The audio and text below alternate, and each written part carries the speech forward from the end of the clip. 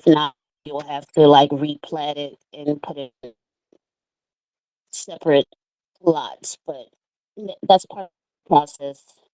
So I mean, I do process diligently. And but more than likely, you should be able to do it. Is it already cleared out? Yeah, I'm pretty sure it is. It has like a lot and everything. Like it has a legal parcel number and stuff like that. But I haven't done any of the due diligence of like hiring somebody to like survey it and stuff like that. They But because I'm about. it'll tell you you know where the property starts and ends. You're gonna need it for the drawings, for the site plans, and then you need to know where the utilities are located on the lot as well. Cool. Appreciate it. But I'm gonna keep in contact with you when the process gets started because I would love to collaborate with the Foundational Black American Architect. And you're the only one that I know. I used to know one back in the day, but he got married and disappeared. Okay, so Hmm. so the topic of the room, we had a lot of people earlier, but something came up and I had to close the space unexpectedly. But just to be a trooper, I'm gonna follow through. Mhm. So what's up, Angus? What's up on Never Duplicated? So this is a real important topic where I'm asking our foundational Black American children under attack. Now, let me let y'all know what inspired this. What inspired this topic is the other day we were reading Dr. Frances Cress Welsing, and I read the book again for the seventh time, and I found something. Every time I read her book, I recommend that both all of y'all buy the ISIS papers. I have it. Um, you have it. I have the book. I read it over and over again. Like I start reading it. It's not real long. It's 270 pages, but I'll read it and just be like, okay, oh, I missed that last time. Well, Mhm. this is what. So our foundational Black American children are attack. I'm gonna say hell yeah. A matter of fact, I'm gonna go so far as to say our children are the primary vector of attack. Dr. Wells in 1974 said, quote, Black people as a collective are becoming increasingly sophisticated. We have become strong enough to face many unpleasant realities and truths about ourselves and social system and the world that we live in without denial or panic. The ability to analyze ourselves, our behavior, and our reality critically is a sign of true mental health. Um, she says, Black children are our most valuable possession and our greatest potential resource. Any meaningful discussion of the survival of the future of Black people must be predicated upon Black people's plan for the maximum development of Black children. If the children's lives are squandered and if children of the people are not fully developed at whatsoever cost or sacrifice, the people will have consigned themselves to certain death. And that's what the hell we're dealing with right now. They will be destroyed from without or from within. Let's stop right there. She gets deep as hell, but let's talk about that for a minute. What I'm looking at, and maybe Brother Anguish can weigh in on this, and because I know that he's a father. I'm looking at a culture that is telling our young people that um, giving them alternatives to having children. Um, and given that fact, don't you think? Do y'all think that that's a form of destruction? Or am I just being overly sensitive? No, I think, to be honest with you, I think Dr. Wilson, and I think he has one of the better scholarships when it comes to Black children. Her and Dr. Amos Wilson, I think they both have like the best scholarship when it comes to our children. And as far as the topic is concerned, absolutely, our children are attacked even at the young age as like kindergarten. I was looking at the recent clip of this lady saying that she got like this permission slip for a help class for her fifth grader, and how this class was teaching about masturbation and all this nonsense. So they attack us on all levels. And even our children, In what grade? fifth grade.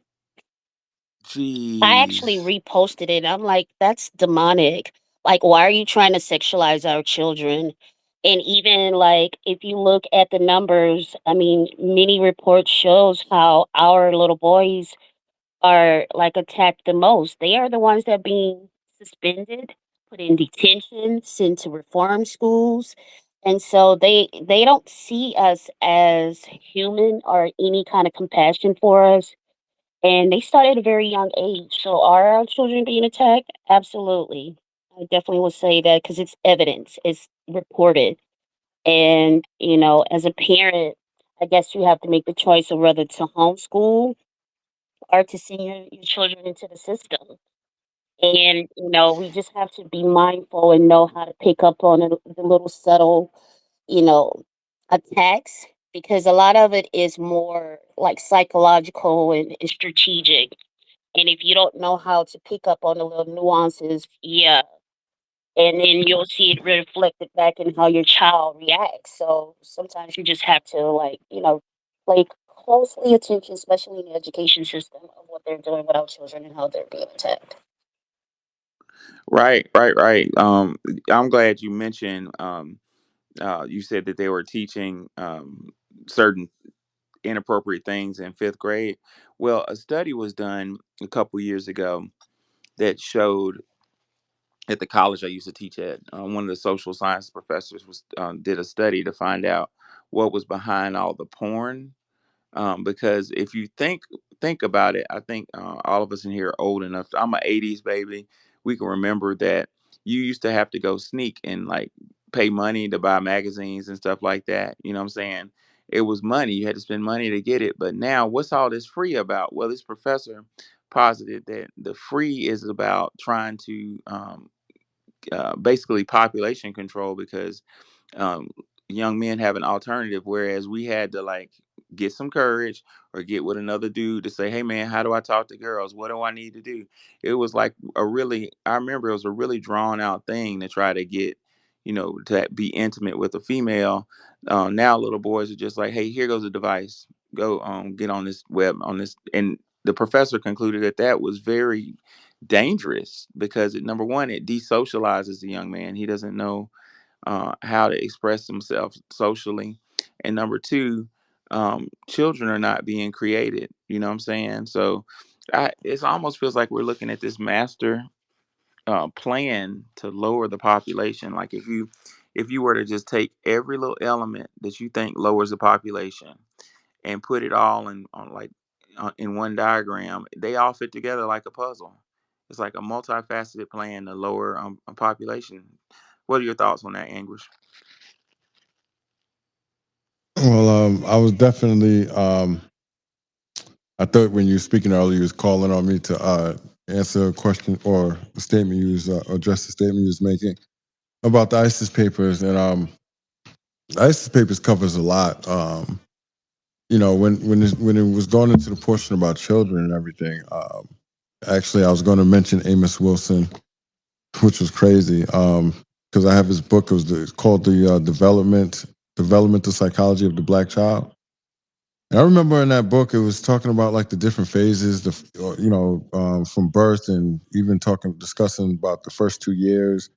And one portion was the linguistic um, development and uh, how we communicate, with vocabulary, articulation, and so forth. And another portion was talking about intellectual, the sensing and dissonance, anticipation of consequences and so forth to deal with abstractions such as numbers, letters, rules.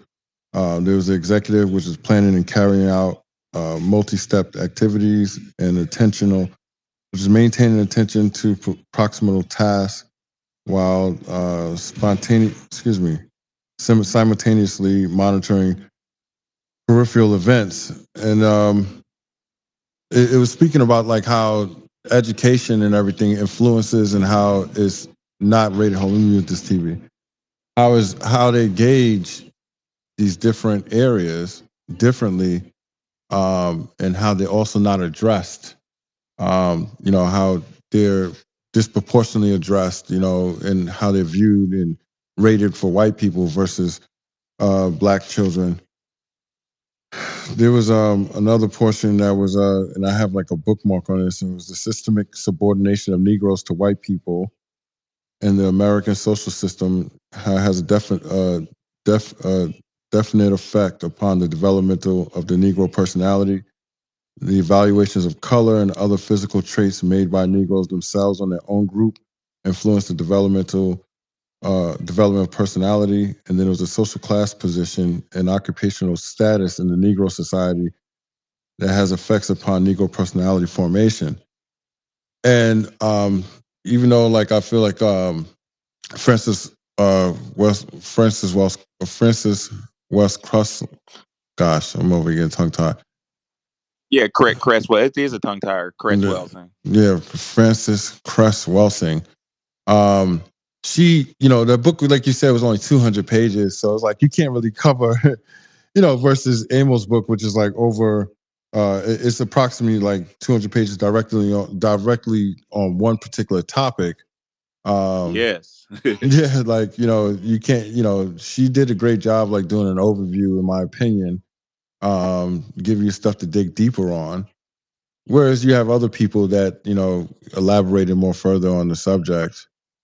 So as far as like I remember reading a study that was saying that even having a black teacher by the third grade changes the outcomes exponentially. By graduation. So I think there's a lot of stuff that's overlooked when it comes down to education of black children versus education of other children. um, and it's that's why I've always preached that it's incumbent on the parents to be to be more involved, because we don't really have that luxury to sit back and let the education system appeal to our children, or deal with our children like they deal with other children. And Yeah. to answer the topic of the room, hell Go ahead, yeah, bro. black American children are under attack. Yeah, of course. I mean, when I was a child, I felt that I was under attack. I couldn't label what it was, but as I got older, I definitely was able to pinpoint how society and the educational system, for the most part, I think the educational system plays a huge role when you're younger, obviously, because K through 12, that it has a huge role in our development, as well as plays a huge hand in the attack of Black American children. Yeah, yeah, bro. You said so much, man. Like, I don't even know where to begin. I had a point, but you brought up something that I just gotta immediately address. You said you were bringing up how the educational system like attacks us, and when you were saying that, I thought back to what year is it? 3 years ago. Time is going so fast. I my some of my undergrads were doing their student teaching, and they wanted me to go to their school to watch them to give them pointers. So I taught in the School of Education, and we had an elementary education program. We didn't have secondary. So I'm in the second grade classroom um, in Memphis, Tennessee. 100% black. Memphis is one of the few places where that you still got 100% black neighborhoods and black schools. This neighborhood 100% black is called Frazier, and most of the parents here goes a weird thing. It's not weird, but it's rare thing. Let me replace that weird with rare. Frazier, at this school, you had a lot of married parents were married, like but they weren't blue collared. A lot of them worked at the Nike plant. The Nike plants out there, they work at the factory and so forth, so on. So they weren't very financial. Well, I'm there watching one of my undergrads happy about having a getting a teaching job teaching, and I noticed right away that at this elementary school in the heart of a black neighborhood, the majority of the elementary school teachers were white women. Now, I would see that pattern over and over again, white women being the majority of the elementary school teachers. And I noticed another pattern that fucking pissed me off. I noticed that they were targeting. I said, am I crazy or am I watching them target like the alpha males? You know what I'm saying? The young men who were real bold and you know what I'm saying, real confident. I don't know if the white female teachers were interpreting that as like being a thug or whatnot, but me being a man, I knew it was just he's confident. You know what I'm saying? and that got my attention. They would single out the little boys that was real confident and masculine, take them in the hallway, and just scream fucking bloody murder at these children until they held their head down. And it just, to me, in my mind's eye, I was like, this looks like they're trying to break these little boys, right? And that got my attention. So I went and watched my undergrad teach, and she was teaching. The lesson was standards of beauty. No shit, y'all. Standards of beauty. Well, what is beautiful, right? And what is a man? What's a strong man? What's a beautiful woman? What's a strong man? And what I saw got my attention so much that I took a fucking picture of the book. I'm looking for it right now, but I'll tell you while I'm looking for it. They're teaching in the heart of a black neighborhood standards of beauty out of a Greek mythology book. They got blonde hair goddesses and big old blonde headed men. They teaching a bunch of. Just see what I'm seeing for a second. See, imagine a group of beautiful little chocolate children, little girls with pigtails, and little men with, with their Air Jordans, sitting crisscross applesauce, looking up at a teacher while she says, "What is beauty?" And what does the book say about beauty? And the little kids are like, "Beauty says her golden hair flows, blah blah blah blah blah." And it just hit me. I was like, "Holy shit! These kids are being brainwashed right now that they're less than God, that they're ugly, that the standard of beauty doesn't apply to them." And it's so slick that the teacher doesn't see it and the kids don't see it. It's like almost subliminal, but it's not quite subliminal. I'm gonna show you the book. I'm flipping through my trillion pictures to try to find it. So But you know what that makes go me ahead. think of?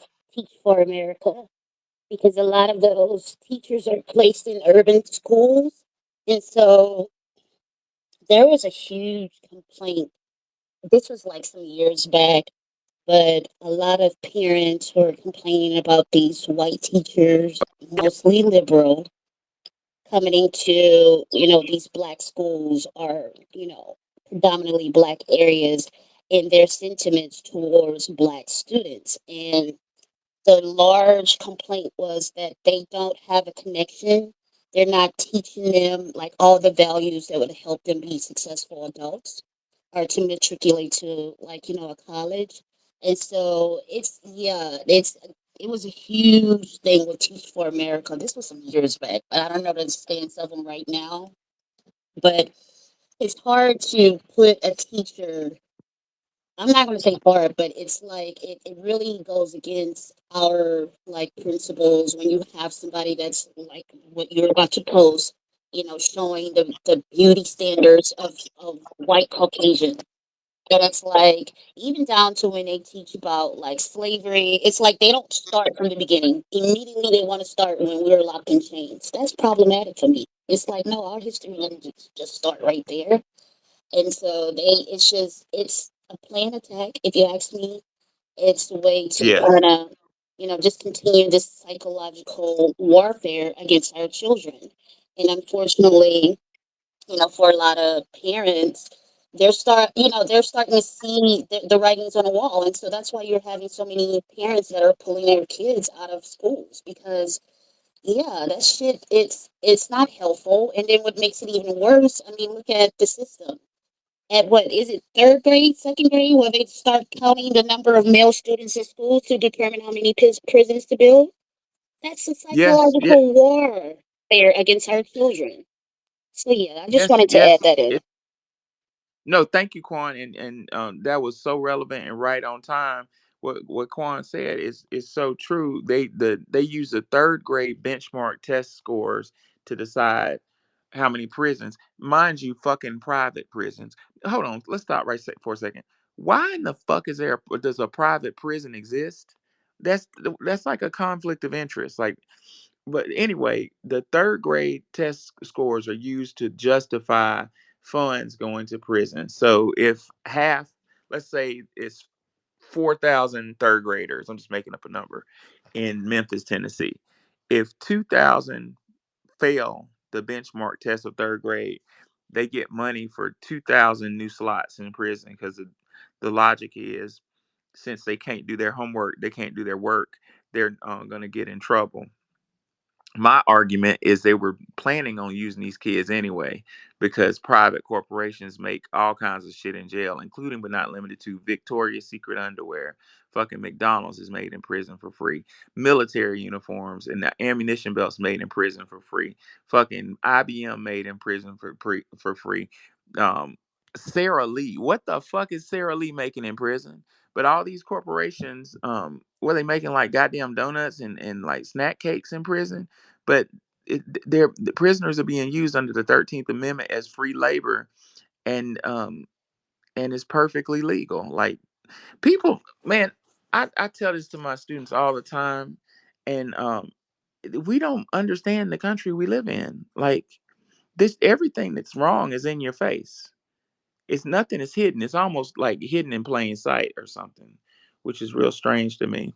But if y'all look at the jumbotron, take a moment and look at that shit. This is what beautiful little chocolate kids is they're reading and they sitting there. That man, it gripped me. It was so like powerful. My student was reading the document. I mean, the writing on it was like, Thor with, I mean, not Thor. What's the motherfucking guy's name? Zeus gripped his lightning with his masculine arms and his strong blah blah blah, and it was like, um, and she with her beautiful golden hair. Was innocent and prepared for to be protected by her. I was like, oh my god, these fucking kids are learning that they're ugly, and also, like I said, the majority of those kids had married parents, and and this is a weird neighborhood, man, because like these parents were very proud. Memphis is different than a lot of cities. Like Atlanta is more geared to. I just moved to Atlanta, but I'm from Birmingham. I understand Atlanta. Atlanta is geared to like the urban, sophisticate, like college degrees and fancy careers. It's kind of upper class a little bit. A lot of cities are like that. Memphis, you got people making good money who never went to college. You got a lot of factories. You got a lot of blue collar people. What I'm trying to say is Memphis has a culture of you know almost more proud to be blue collar than to be white collar. Well, these children with their blue collar parents were being brainwashed that their mom and daddy was less than God, and it was just real powerful. So powerful, I had to take a picture of those books. I wanted to share it with everybody.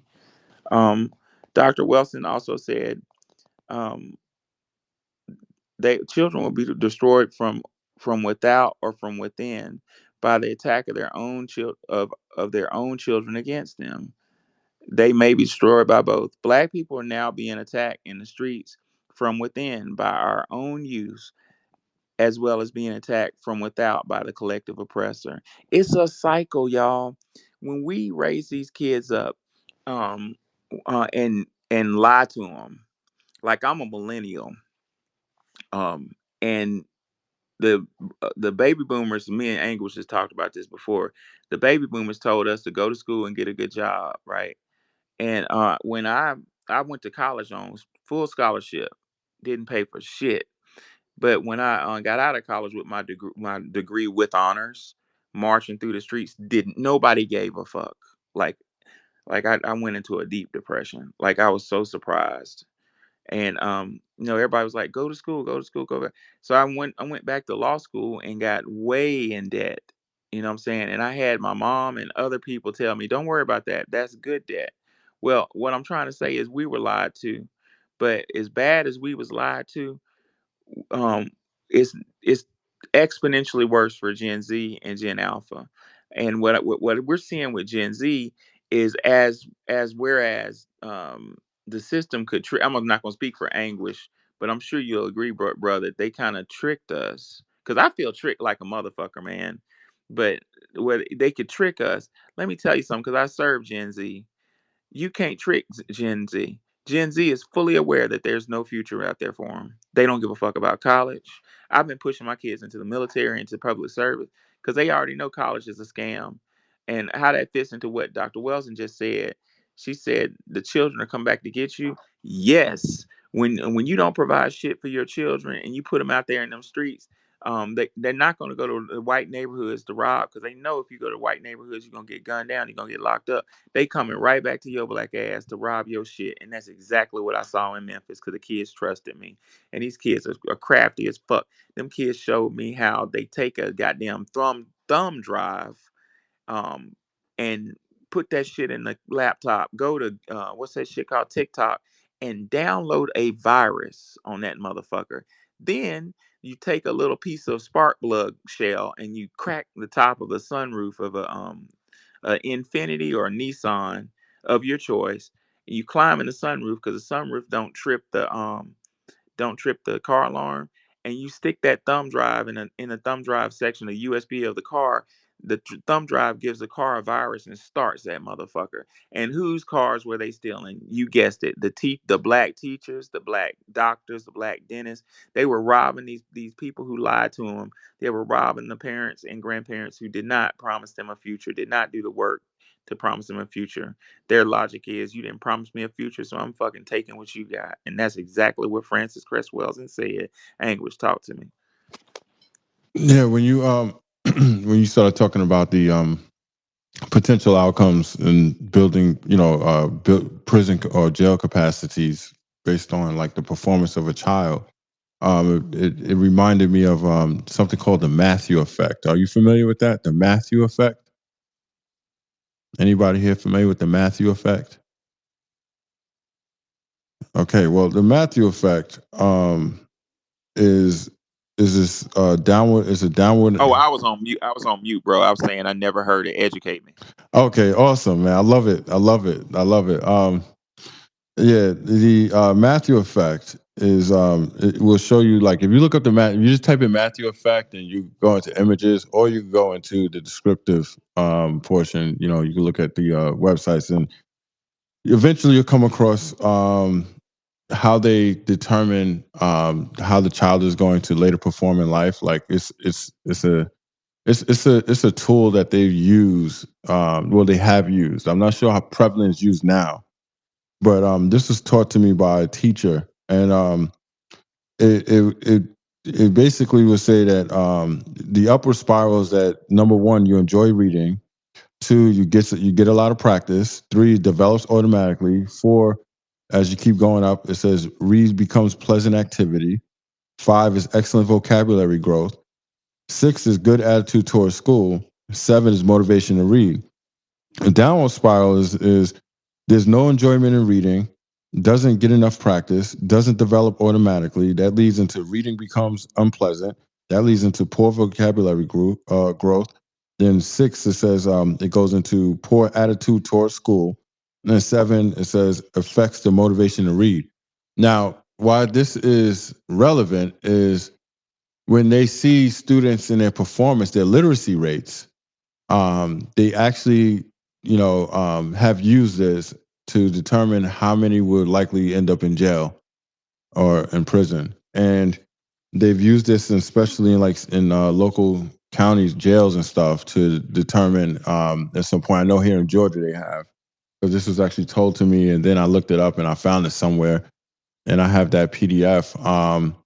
So the Matthew effect is really how, is really used to like determine the development of a child, basing it on sheer reading and literacy rates and so forth. So um yeah, when you're talking about them building jails, I wouldn't question if they're doing it now. I mean, I don't know for certain, but I can only imagine they are.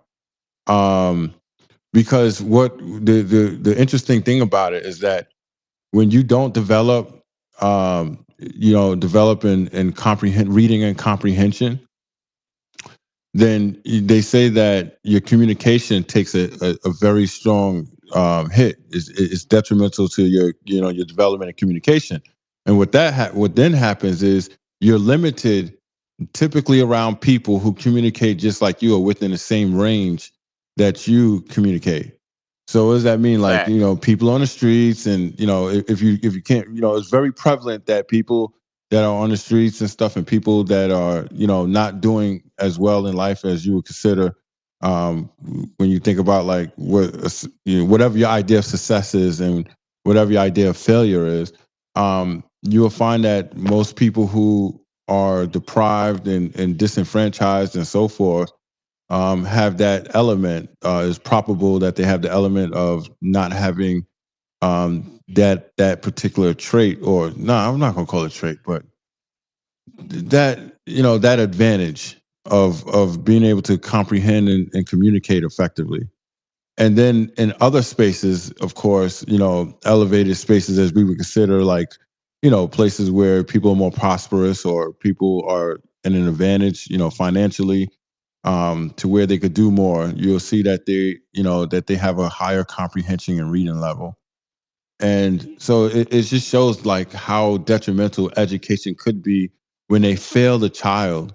And the child looks at different literature and they see that it's boring or it doesn't grab them. And that's why in Amos Wilson's book, in his recommendations, he says one, that the black child should be the body of studies and books in child development and not treated as a mere appendage to the body of the white child developmental studies, because that stems from like being detached.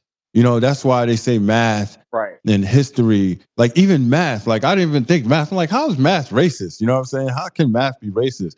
In reading classes, history, social studies, all these classes, they have a direct appeal to white students and more, engagement and alignment, where they feel that they're a part of it.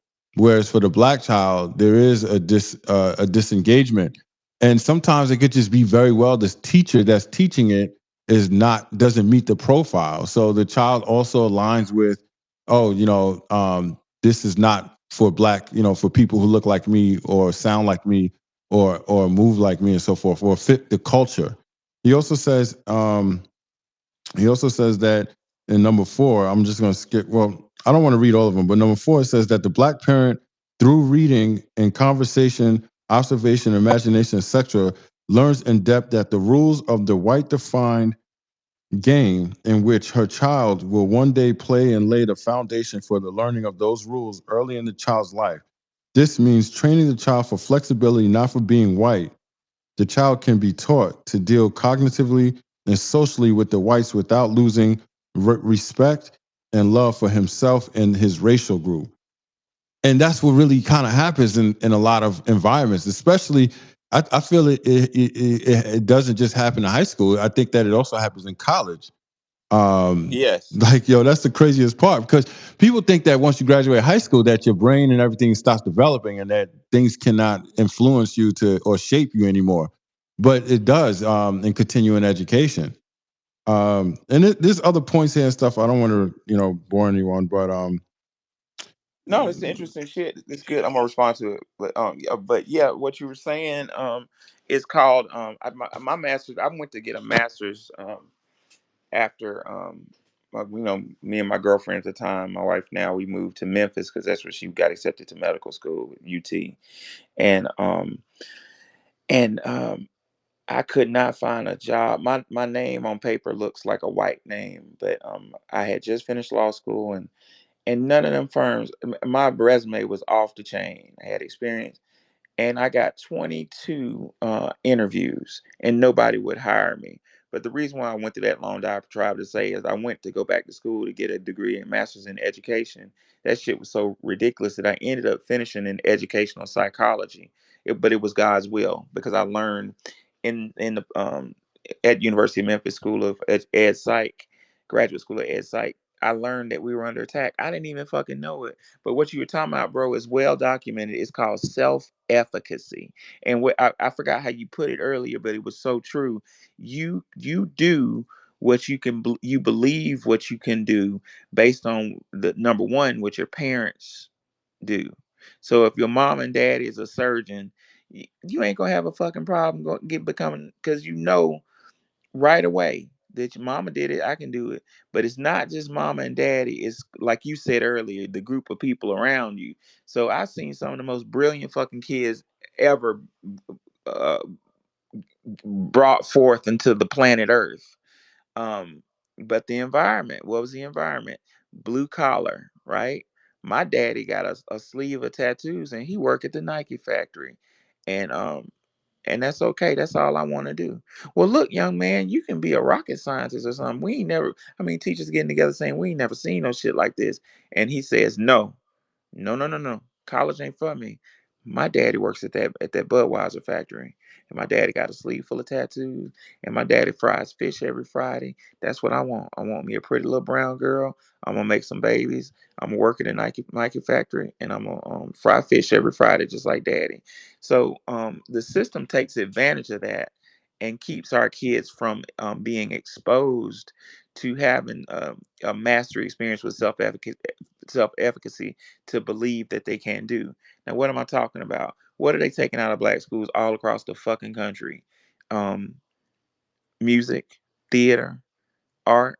They're doing that on purpose because a mastery experience is a mastery experience. So let's say you don't have mama, daddy, that went to school, and let's say you pick up an instrument and you get proficient on that instrument. You're like, damn, I can do this. Confidence is confidence. That builds confidence. And most children say, you know what? I can play the trumpet. The trumpet hard as fuck, and I can do it. If I can do this, then I can do algebra too. That's why they're getting rid of um, fine arts. This country is in has, and I love my country. I've served my country. My daddy is a veteran. He served in the Navy. My whole family, we love. I love this country. I am this country, but our country has been taken over by people, by a group of people that I really don't think we quite understand. So back to the prison issue. If y'all looking at Jumbotron, I want y'all to, if you will, to take this scholarship and use it. You know, make sure you let kids know. It's from Professor Chris Hedges' book, America, the Failed World Tour, where Chris Hedges, a scholar and a theologian, argues that America is in decline, just like Rome, just like other um, empires. Look at what Chris says on page 278. I'm going to read through it real quick. He says, slavery I'm trying to read it without my glasses. Slavery is legal in prison under the 13th Amendment of the U.S. Constitution, which reads, neither slavery nor involuntary servitude, except as a punishment for a crime whereof that party shall have been duly convicted, shall exist within the United States. Stop right there. Did that say slavery was abolished? No. That shit said slavery is conditional. Let's go to the second page. Second page, second paragraph. Chris says, but corporate profit is not limited to building and administrating prisons. Corporations rely on prison labor. Federal prisons, who are amongst the highest paid in the United States prison system, make as much as $1.25 an hour, produce the military's helmets, uniforms, pants, shirts, ammunition belts, ID tags, and tents. Prisoners work often through subcontractors for major corporations such as Chevron, Bank of America, IBM. All this shit's been Bank of America's. Dude, you got Bank of America and you call like somebody, you got a fraud alert on your card and you call the call center, more than likely you're talking to a prisoner. If you have an American, that's somebody in a prison convicted of a crime that's doing working for Bank of America under work release. IBM, they making computers in prison. Motorola, Microsoft, Bill Gates' evil ass is making Microsoft in prison. We'll get to him in a minute because Quan brought up Teach for America. We'll get back to Bill Gates. McDonald's, which makes its uniforms in prison. AT&T, if you got AT&T and your phone fucks up, you call the call center and you got an American, more than likely you're talking to a prisoner, either male or female. Starbucks, oh, evil ass makes their cups and all that shit. They charge us $10 a cup of nasty ass coffee and it's made in prison. Which manufactures its holiday products. Nintendo, I'm still not over that. Nintendo's made in prison. Check this out. Victoria's Secret underwear is made in prison by black men. That's the fucking secret. Is it's made in prison. J.C. Penney's, Sears, Walmart, Kmart, Eddie Bauer, Wendy's, Procter and Gamble, Johnson and Johnson, Fruit of the Loom underwear. It's something about prisoners making underwear. I don't get the link, but I digress. Caterpillar, Sara Lee. Sara Lee is fucking made in. They making cupcakes in prison. Quaker Oats, they making oatmeal in prison. Mary Kay, fuck Mary Kay. Microsoft, Texas Instruments, Dell, Honeywell, Hewlett Packard, Nortel, Nordstrom's, Revlon, Macy's, Pierre Cardin, and fucking Target is made in prison. Prisoners in some states run dairy farms. Y'all, they making milk and ice cream in prison. The staff center, call centers, hotel reservations, work on or work in slaughterhouses. They carry out public services such as collecting highway trash. In Ohio, a Louisiana sheriff in October 2017 held at a press conference to denounce a prisoner release program because it cost his department free labor. And that's my point exactly, ladies and gentlemen. Slavery is not over.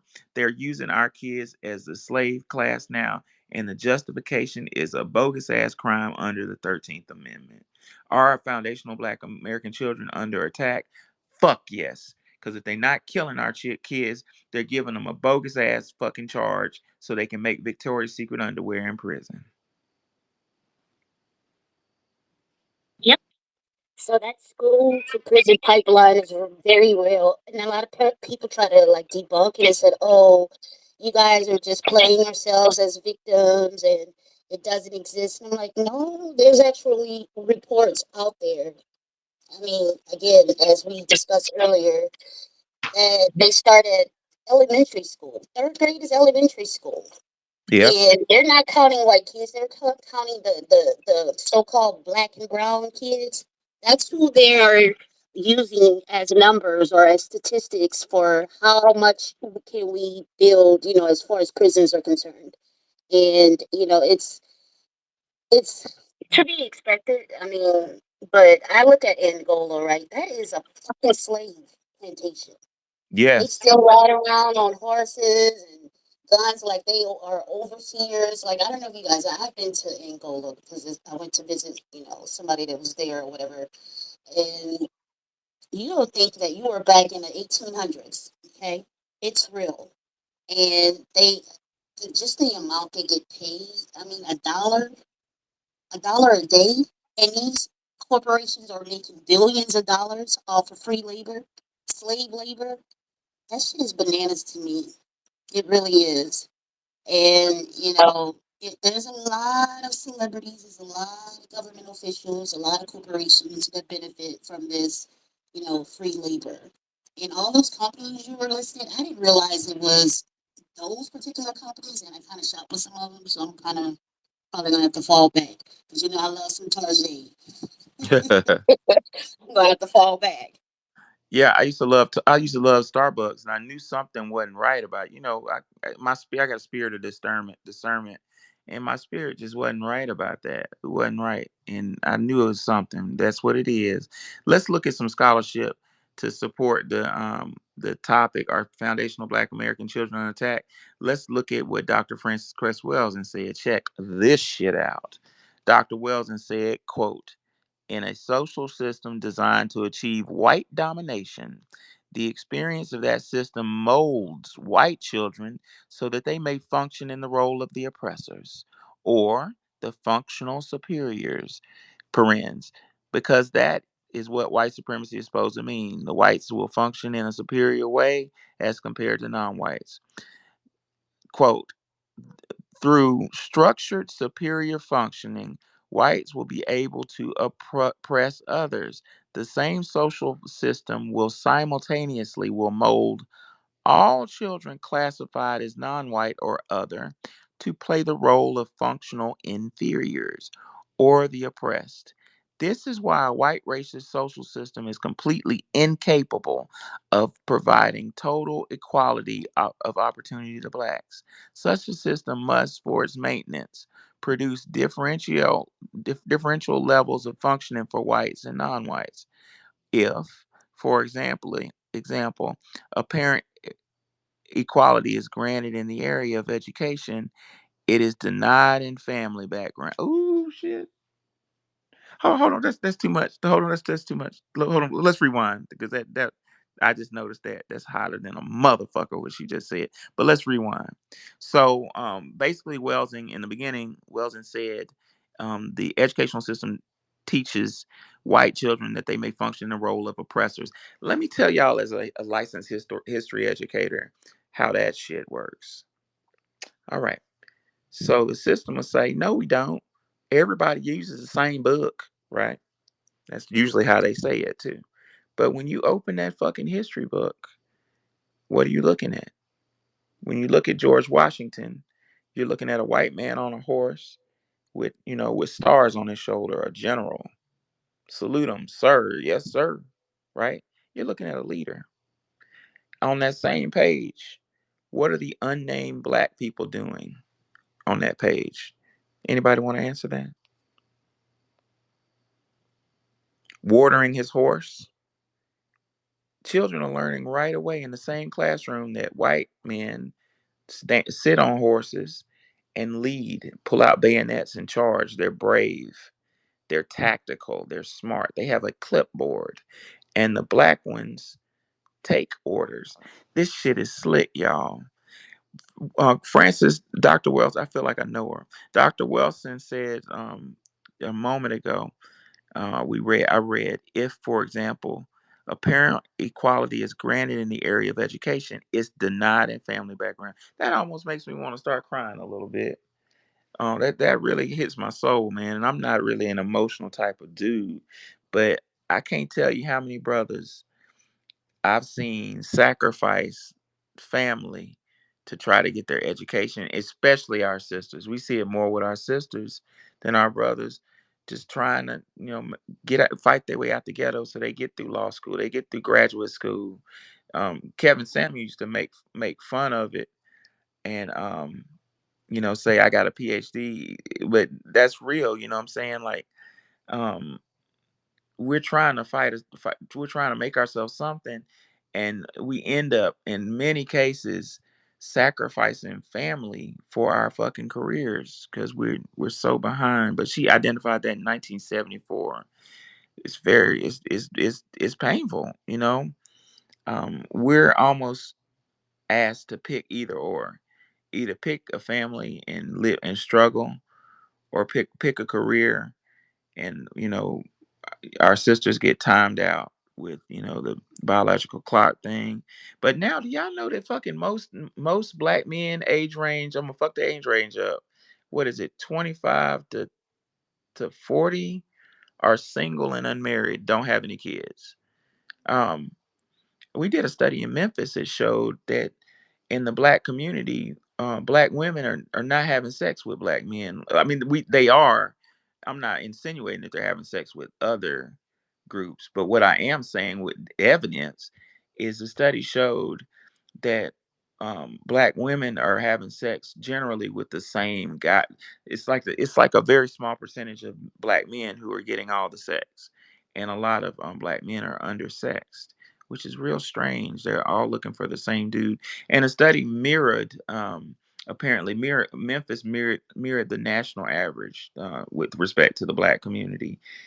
Sisters are just saying, I want him. They want the same sister. I'm not a woman, I can't understand that, but I guess they want the guy with the swag. I don't know. I don't know. Yeah, Um, that is what's happening. Especially, I remember Jason Black was talking about that. It's like the same. He refers to it though as the same dusty dude that everybody's fighting over. So I don't know what I'm trying to figure out. I would love to figure out the psychology behind that, but I think everybody's looking at the same thing that everybody else is looking at, and it just doesn't make any sense. Uh, No. yeah, I can't figure it out. Oh, somebody's talking. No, it's just me kind of like chuckling about it, but trying to figure it out. Okay. Yeah, I love these Yeah. conversations because a lot of times we do stuff, we make decisions that are very damaging to us when we just could just live, just be, and we don't have to just try to follow what everybody else is doing. But yeah, it's weird. Well, what I've noticed, just using myself anecdotally, back in my day, which is still going on. I'm just kidding. But when one woman is showing me attention, I can be in a room and women will not really, well, they'll ignore me. But if one woman walks up to me and starts flirting with me, all of them come. You know what I'm saying? So it may be something, the psychology of what do they have. I It's don't know. competition. Meaning, what, we're 6-to-1 ratio, so it's kind of like, okay, I know we don't have many offerings, let's take out the fraction that are quote unquote gay. So that leaves only so much. And then you have those who are in prison. Okay, so that takes out another portion. And so now we're all competing this 6-to-1 ratio. And again, you already chopped off who's in prison and who's gay. And so it's like a small group of men that some women want to compete for. But I'm just weird like that. I'm the opposite. When everybody's running one way, I want to go the other way. So I don't know. I guess my just whole wiring of the brain is a little bit different. And the average guy that a lot of women probably would be attracted to, I probably won't, because to me it's more you know, the intellectual side, the more person that's willing to be a critical thinker, and you can have swag, but ambition turns me on. Fuck all of that nonsense about I got swag or I can do this or whatever. What can you bring to the table? And again, a lot of women are just looking at it from a competitive stance, I believe, and I guess they just let the chips fall where they may. And, going back to what you were saying about the women and how they choose, as far as families, I can relate to that because when a lot of my classmates were getting married and having children, I was chasing career. That wasn't not the, I mean, it wasn't a top priority for me. And so I was like, I'm not trying to have children right now. I'm more the, okay, let's get it. Let's start this business. Let's get this education. So family was definitely not on top priority for me. Do I regret it now? Absolutely. Because now it's like I'm looking at my classmates and my friends, and all of those children are damn near out of college or whatever. And I'm like, but dang, I'm late. And you always get asked the same questions. Well, when are you going to have children? When God is ready for me to have children, that's always my response. Like, shut the hell up. So again, for me, I just had a different outlook on life. And I don't knock the sister that did decide to marry and have children and what have you. I mean, do your thing. I'll just be the auntie or the nanny or whatever, So that's just how I look at it. It's just we make a choice, and for some, they do have to put education aside because obviously they have to go get a 9 to 5 to help take care of their children. So, you know, some people are just put in that position economically out of like choice of, hey, look, I don't have another choice. I can't go to school. So you see a lot of women that go back to school once their children are a little bit older. And so you're starting to see that a lot. That's why there's so many like new business owners, and black women are kind of like leading the numbers with that because most of them had children early on, and a lot of them are going back to school to get like their education, their degrees, and what have you, and start the business. So, No, that's true, and I'm not going to be a hypocrite. I'm a victim of that. I desperately want a son, and I should have. And we're in our late 30s now, and you know, and it's we're dealing with risk factors, but we were running through school. You know what I'm saying? Like trying to chase these just one more piece of paper, just one more. I got obsessed with degrees, I think, and my wife chose medicine, so that takes forever. So yeah, so don't feel bad. I'm dealing with that right now. All I want is one more. I want a little boy. That's what I always wanted. But 'cause I never had a brother. I had two sisters. And I said, you know what? It'd be cool to have a brother. Yeah, but one day, Quan, I hear you. One day. Um, so Dr. Welton says if it is given an income, it is denied a housing. Holy shit, Dr. Welton talking to me right now. Wow. So those of you just walked in, Dr. Wells argued that, well, she says this is why the racist system is completely incapable of providing total equal equality of opportunity to blacks. Such a system must, that's an important word, must, for its maintenance, reproduce differential levels of functioning for whites and non-whites. If, for example, apparently equality is granted in the area of education, it is denied in family. That's what we were talking about. So she says, secondly, if it is given in income, it is denied in housing opportunity. If it is granted in healthcare services, It is denied in terms of father's income levels. So it'll give the female money and deny the man money. We're living in the most fucking insidious, filthy, goddamn system ever created. We need our fucking Go reparations. ahead. This system Go ahead. this system has been designed to fucking destroy us. Why and how are we still standing? But testament to us, because we're still standing. If it is granted by law, Brown 1954, it is denied through social practices. Jesus. Let me say that shit one more time. If it is granted by law, it is denied through social practices. You got the 14th Amendment, but guess what, niggas? It don't apply to you. We're gonna give it to the immigrants. That's what she's saying, etc. We must use we must stress the use of the term functional inferiority. I see that shit on a collegiate level with motherfuckers with a PhD. Functional and functionally inferior. But I'm Dr. So and so. What you got a doctor in? Literature. What you gonna do with that? I don't know. Teach. Which is in contrast to genetic inferiority. Functional is used because the genetic material of non-white children is not impaired, but predetermined and established racist social experience is designed deliberately to destroy the genetic potential of social functioning. The destruction of non-white genetic material, parens, which is the fundamental meaning of the word genocide, killing genes, genocide, leads to the appearance of inferiority in non-whites. The appearance of inferiority to describe the social process which black genetic potential is destroyed, thus thus profoundly influencing the whole life experience of every black child. The term inferiorization is used. Inferiorization is a conscious, deliberate, and systematic process utilized specifically by a racist white supremacy social system as conducted by all of its major and minor institutions, including institutions of the family. We can't have an intact family. It's too much agency. Got to destroy it. But we'll give you a job, though. To mold specific people within that system, namely people classified to the system as non-white, into functional inferiors in spite of their true genetic potential for functioning. Under the white supremacy system, the more melanin,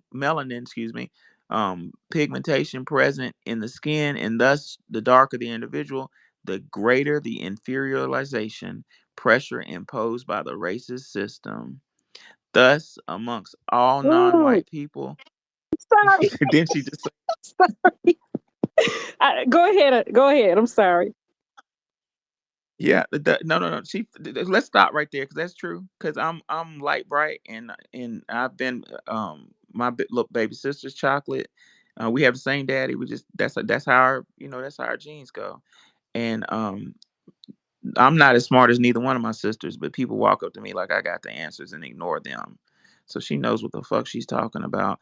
Pressure. My wife was real smart in school, and my wife's chocolate, and she got the highest award in middle school, and the teachers was like couldn't believe it. They were like, and she overheard one of them say, "I wish I would have known that was who that she has a white and sounding name like me."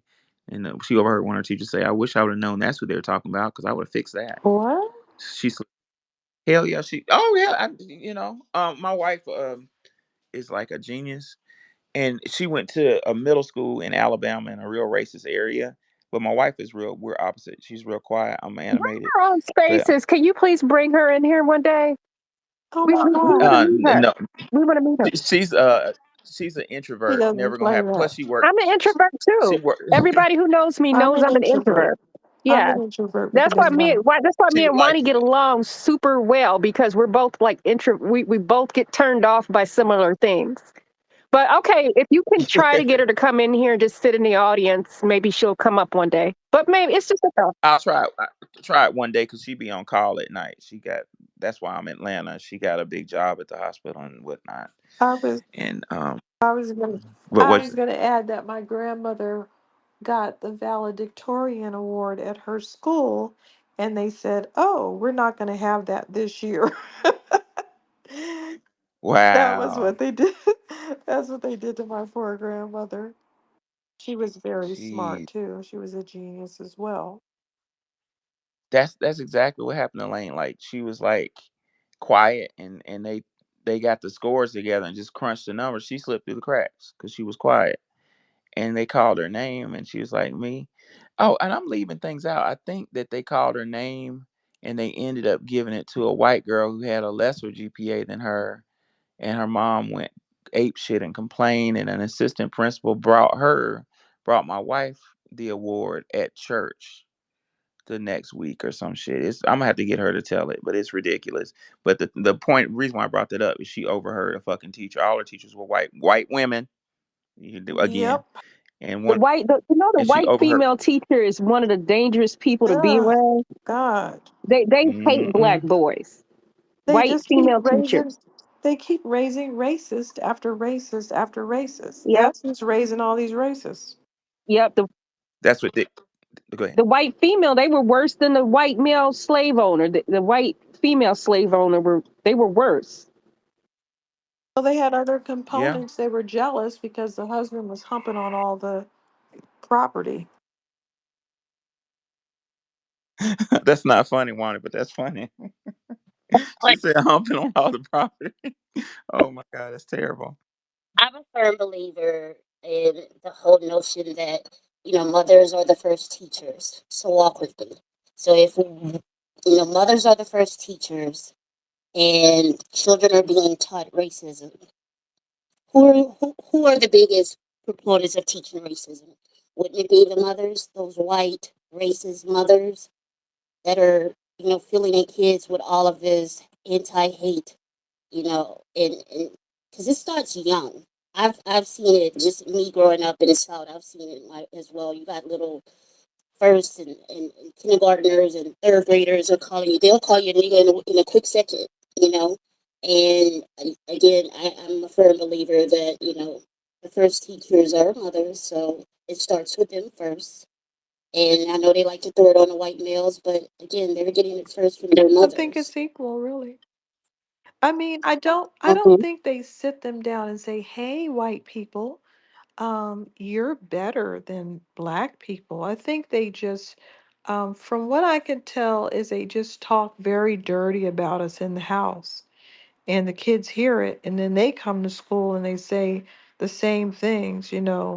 Um, I don't think they are teaching them, but they're just racist and they can't control themselves and they're never going to stop. And they just say those things out in the house. And the next thing, just like cursing, the next thing you know, the child is repeating it and then acting it out or feeling it. Different corporations, like for jobs or for schools, they have tutorial videos where they teach different skills for different things. I know at jobs, when they're teaching the nurses where you have to take certain training, they'll be showing the nurse's aide or the nurse that's beating up on a patient and what they should not do. And why does it always have to be a melanated person, a black why does it always have to be the black person that's in that video? It's indirectly. Yes, it's always that person who's the person who is the example of what not to do. Just like when the cops are using the fake person that they're shooting at a black person. So it's just very indirect and covert. Yeah, that goes back to a book I'm gonna have to do a space on called Manufacturing Consent by Noam Chomsky.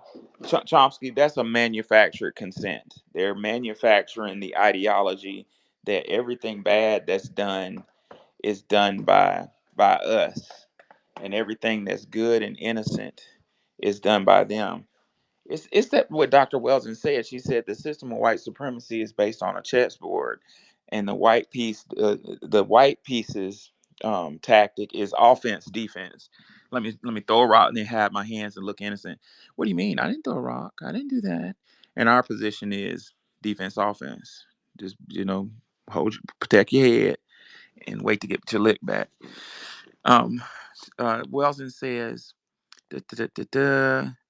Under white supremacy system, the more melanin pigment present under the skin, in the skin, and thus the darker the individual, the greater the inferiorization pressure imposed by the racial system.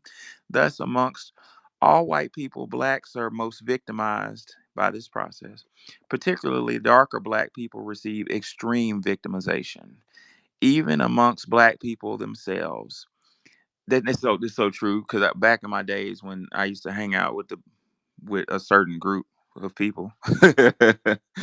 Monty almost said it.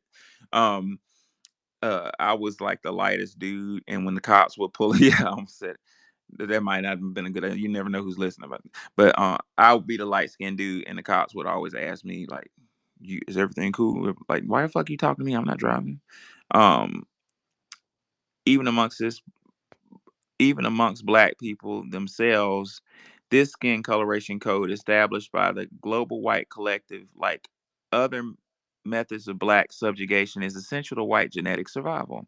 This same code causes black people to say, don't marry one darker than yourself. That shit was told to me. I'm not going to say who told me that, but somebody said, you going to bring home a mixed girl, right? Right.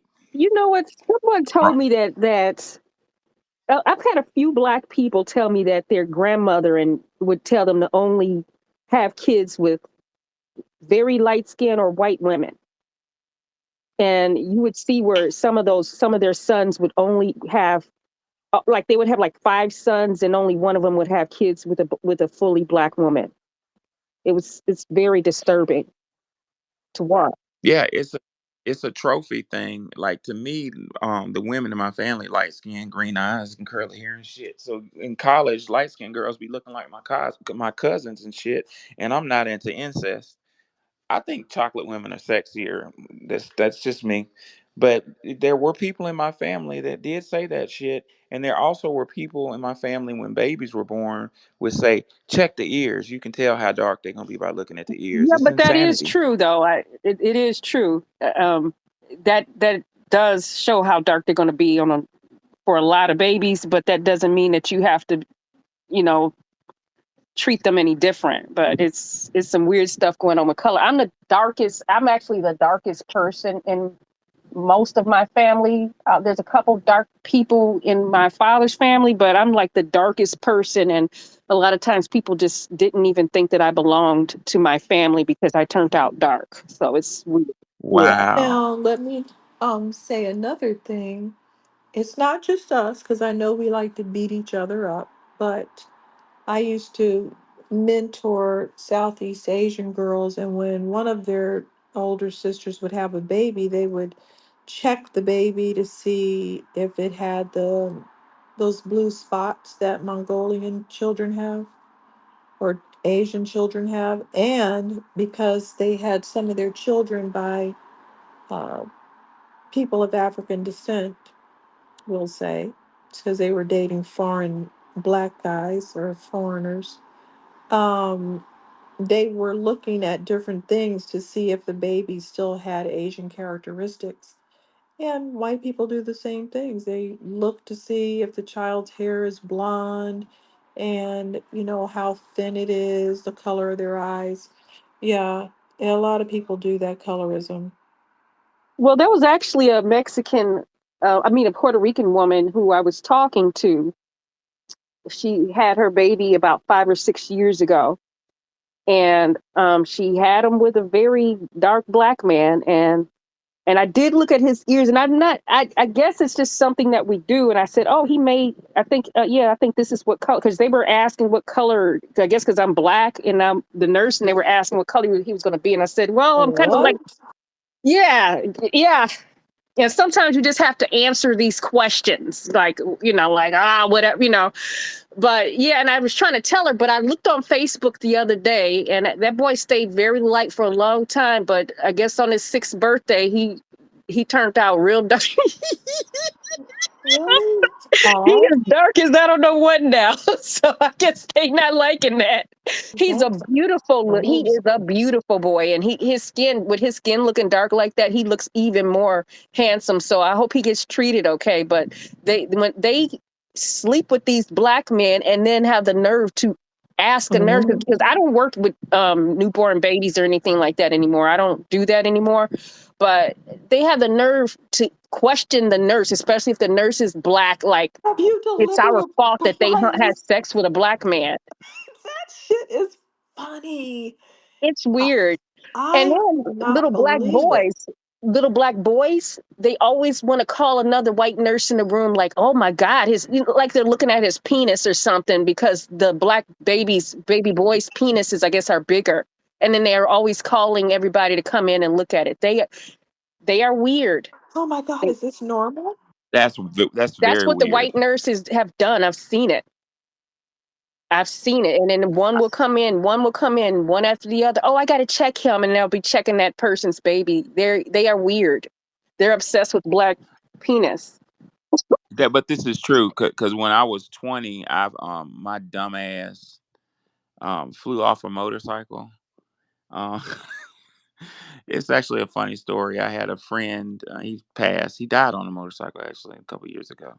But he went to prison for selling dope, and his mama disowned him. Everybody disowned him. He was kind of from a well-to-do family, and they all were like, "You fuck up," you know what I'm saying?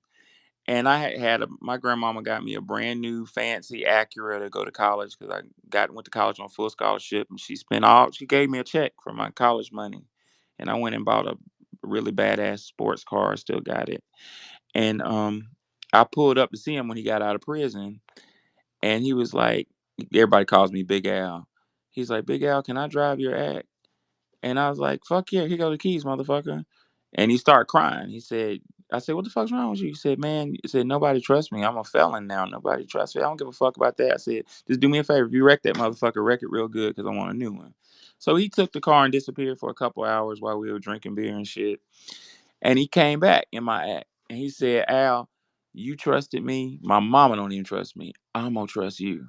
So sure enough, he got a motorcycle, like one of them little crotch rocket motherfucking ninja, whatever it was. And he called me. He's like, man, you trusted me. You trusted me. I got to trust you on my brand new bike. And I was like, dude, I ain't never ridden a bike before. He's like, it's easy. Da, da, da. And he made me, well, I made a choice. I made a choice to ride his bike. So I got on that motherfucker and it went in second gear, popped a wheelie. I was going 60 down a residential, about to crash into a car. So I thought that motorcycles have the same, you know how a car has one brake? Apparently motorcycles have two brakes and you're never supposed to use the front one. Rarely you use the back one. I didn't know that. I slammed on the front one. That shit threw me up in like 20 feet in the air. Everything went into slow motion. I hit the ground and the little cracks in the pavement grabbed the hairs on my arm and ripped the skin off my arm up my back. Road rash. That shit. I mean, when I say rip, I mean it fucking just like I was taking off a coat. It ripped my fucking skin. So I went to the hospital, and they put me in a gown and they checked me in, and like the little white nurses kept taking turns going coming in there looking at my gown. Yeah, Anyway, that's exact. Even though you don't want to believe it, that's exactly what they are doing. It's weird. yeah, I didn't get it. It took me a minute to kind of figure that one out. Like, why were they doing that? I hit my head and it gave me a concussion. I was a little drunk or something. But anyway, this skin coloration established by the Glow White Light Collective, like other methods of black subjugation, is essential to white genetic survival. This same code causes black people to say, "Don't marry anyone darker than yourself." Preferring light skinned persons as mates such socially imposed patterns of thinking yield black infant its first direct experience with rejection and negotiation by the racist social system he or she is born into. This negation will continue for the entire lifespan. Simply, The inferiorization means that through the structuring of thought patterns and social experiences such as poor housing, poor health care, deteriorating school systems, broken families, and low income levels, a black or other non white child who could be a genius based on genetic endowment can be turned into a criminal. My grandmama said that shit. She was a special ed teacher for 50 years in DC. And she said that. She said the smartest kids she had in the environment that she taught were criminals. Because you think of ways to get out your situation, and the smart really just the smartest thing to do in that situation is to go, hustle, quick money. It's smart to a That child. colorism thing was really looked down on by both sides of my family. They just would, look at you sideways. They were in Philadelphia and Ohio, and they would look at you sideways if somebody said those things. They would just assume they were from Louisiana or an area but the colorism is there, but it was discouraged. And it shows in the way that we look because we're brown. If we really bought into that mentality, we would be like, white. We'd be like, the typical Cuban or the typical, South American person that's not brown. So we did Yes, it because they wrong.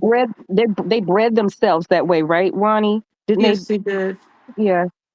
They actually did. They kept saying, what is that term? Well, whatever it means, improve the race. And so it was like Meta La La La Raza, Raza. yeah. everybody was encouraged to do this versus um, pockets of people being encouraged to do it. But the funny thing was, some of the people that I've known that were kind of nudged to do it, they still cheated on the husbands and had brown skinned children, and then they they had social issues because people were like, that is not, you have no idea how many people my, Well, I got a theory on that. my I think grandmother took I in think all go of ahead. the my grandmother was the grandmother to a lot of people in our family circle who cheated on their spouses that they were the same complexion of, but they cheated with men that were brown.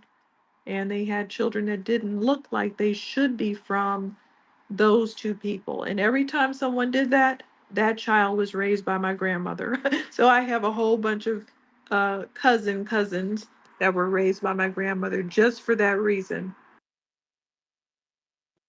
Yeah, because they were related to your they were biologically your cousins, right? Well, two of them were my grandfather's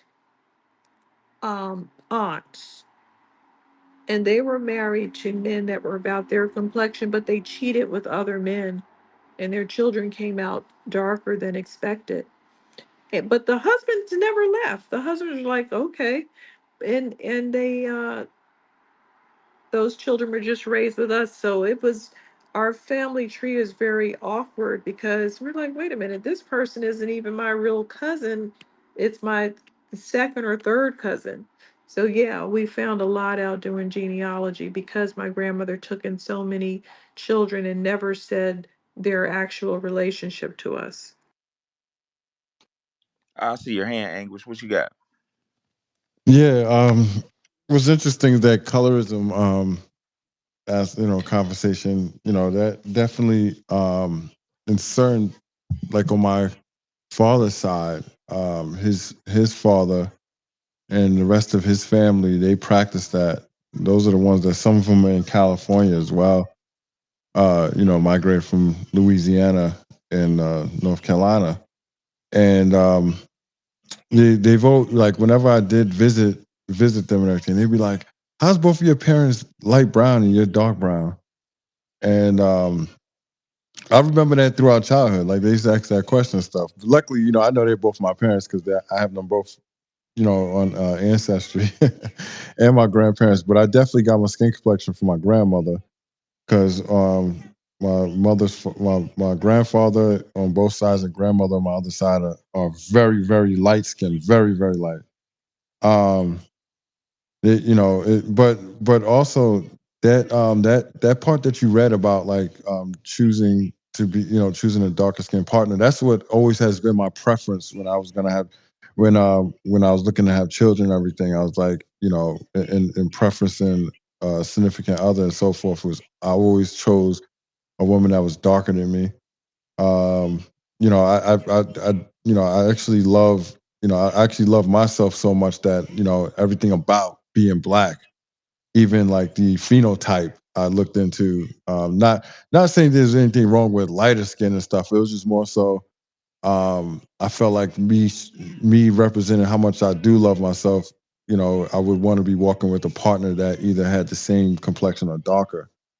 But I do notice my cousins, and my cousins, like I said, the colorist thing does exist, because my cousins and then of course my, I guess they would be like my second cousins, on my grandfather's side. They all chose very light skinned women. It wasn't just a one person. They all practiced the same thing, like very very light. Very very light, like damn near white. And because that was like the next complexion lighter than them. And I now like put two and two together. It's like, it's had to be something that their upbringing, because they all did it. It wasn't like a coincidental thing. All six people that I knew, on that side of the family, chose the same, the same. So I think that that's like maybe lack of, would that be like lack of, self esteem and confidence and so forth? I don't know if it even would be self esteem, but maybe, They just, maybe. what are they in the South? No, they, They, California and North they Carolina. yeah, they came from the Hmm. South though, right? Do we just need a Yeah, black is yeah. beautiful booster shot? That's what we need. I know as a child, I think like even though I'm not always dark, but in the summertime I'm dark. But I was always Hell yeah. told and I think a lot of the things that I've experienced as a child had something to do with with what my mother went through, abuse that she and her sister went through. I was constantly told how beautiful I was, constantly told how beautiful my skin was and my hair and everything. And the things I choose to do with my hair is just for style purposes or whatever now. But I I never hated my skin color. Never. I I know I was not raised. That was not put in me. None of that. I never had any issues until I got to high school and I started going to school in the city around certain type of people who had self-esteem issues. So hey, Nikki, you black. Let me put your hand up to. I never had issues until I got to high school. I was raised to know how beautiful I am. And then it was something that I had to relearn as an adult that I was beautiful. I think about like some of the stuff that I used to watch when I was younger too. I gravitated towards all the dark, even if there was a woman. Like X-Men was Storm and the Beast. And even though I like Gambit, because you could charge like cards and all that shit, right? My favorite character was Storm and the Beast, because they were like, dark. Beast was blue. But then even like Planeteers, y'all probably remember Captain Planet. But there was that woman that came out when all your powers combined. But there was also the woman that was there. She was like, I guess like, I don't know what her abilities were or whatever, but she like speaks from the sky. She was a dark skinned woman. But I look at the cartoons today, and I'm very like, careful, because I see a lot of the cartoons. They always depict like the smart child or the beautiful woman, as white, or very very pale. And then the other characters, like like if they have a black character or a brown skin character, they'll have like blue hair, yellow hair, green hair.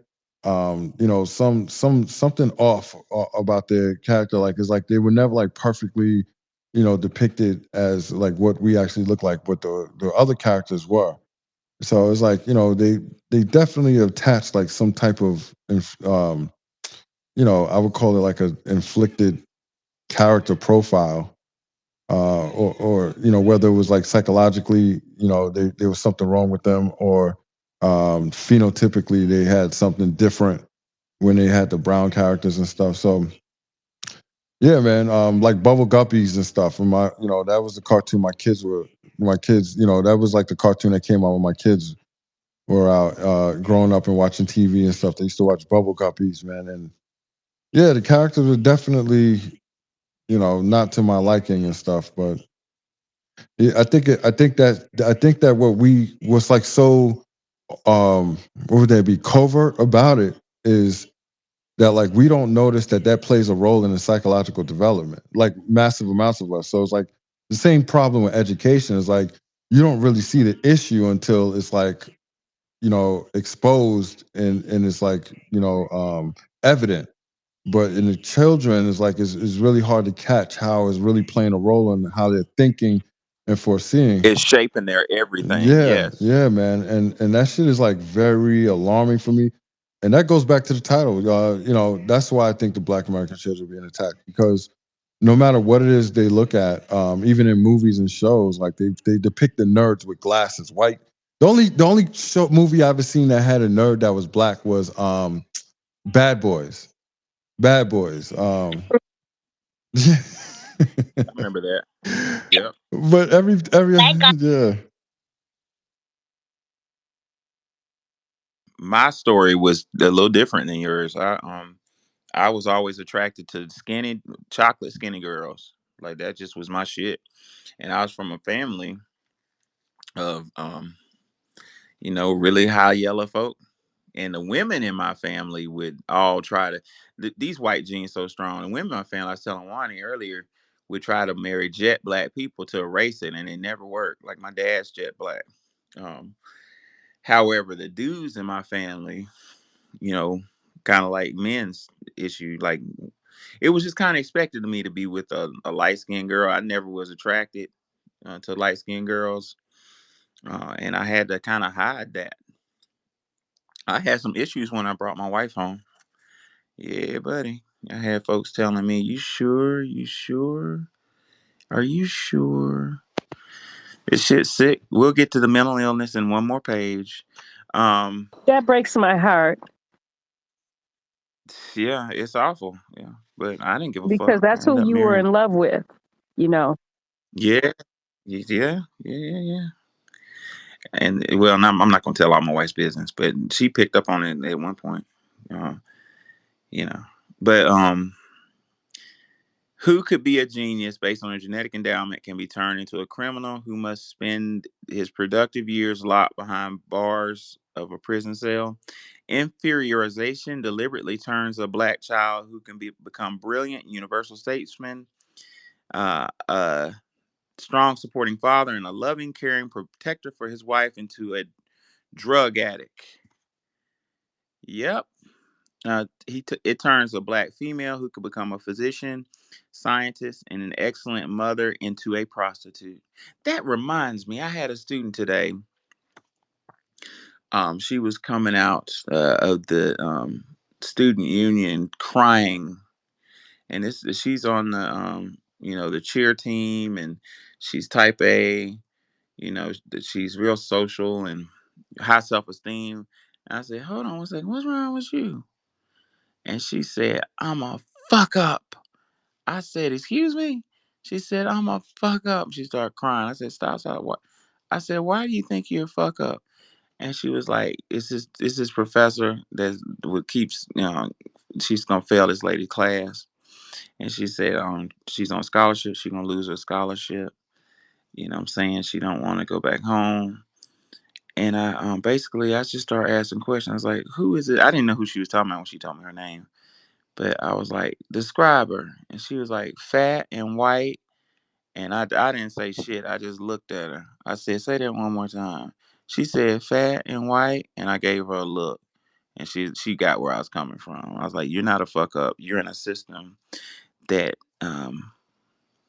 propagandizes the world to think that we both are fuck ups. I said, you hold your head up and you keep marching. But she got the drift. A lot of the kids don't know what's going on. She says it turns black parents who could be mature, supporting, and loving, and kind to their offspring into immature child batterers, and sexual abusers of their own children. It turns some black teachers who would love and educate, what's that called, wanting synchronicity? I was just talking about that. Who would love and educate black children into teachers who hate and cannot educate. It structures to experiences of black young people so that they could believe it is cool and more important to smoke weed. She said marijuana. She didn't say weed. I said weed. Smoke marijuana, use foul language, and to learn dance than to learn to read and become expert mathematicians. It turns black people into clowns rather than true nation builders.